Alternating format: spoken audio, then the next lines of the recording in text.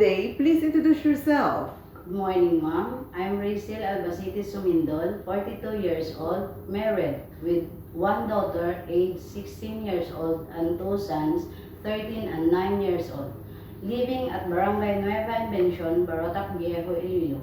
I have two sisters and two brothers with one disease. I am the fourth child of the family, and I graduate 2 years course.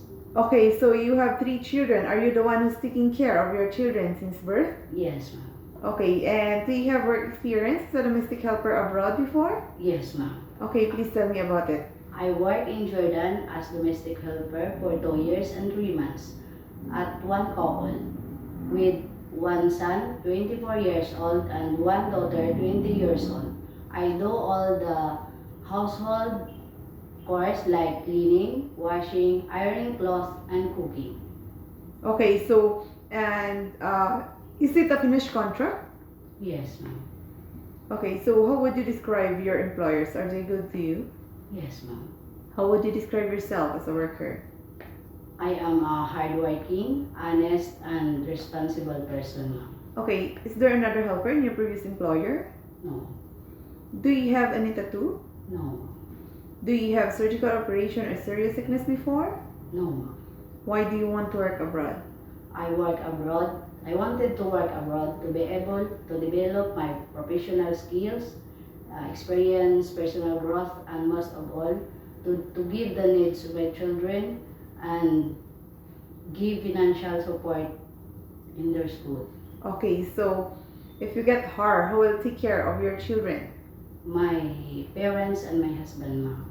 Okay, so what time do you sleep and wake up when you are working?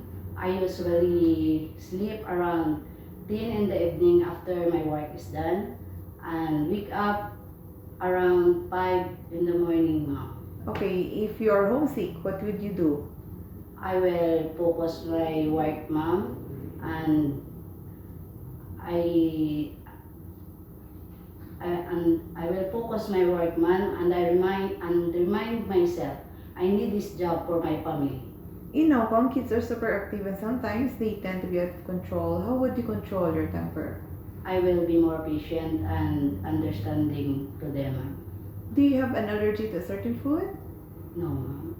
Do you accept no day off but to be paid instead by your employer? Yes, ma'am. When you visited the parents, relatives, and friends of your employer, will you help and do the housework there? Yes, ma'am. And can you promise not to lend money in Hong Kong? Yes, ma'am. And are you scared of dogs and cats? No, ma'am. And are you willing to share room with the kids or elder? Yes, ma'am. And what will you do if the baby is sick?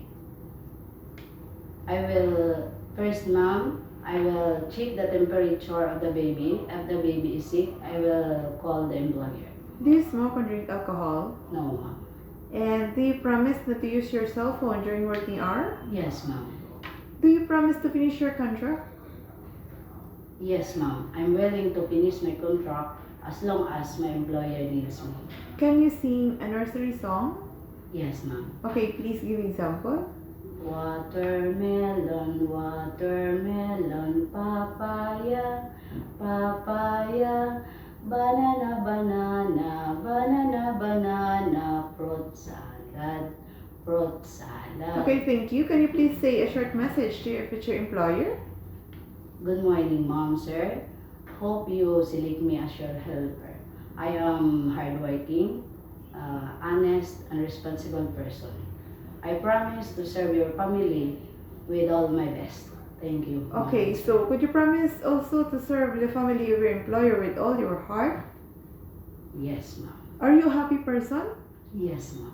Okay, that's all for today and thank you for coming.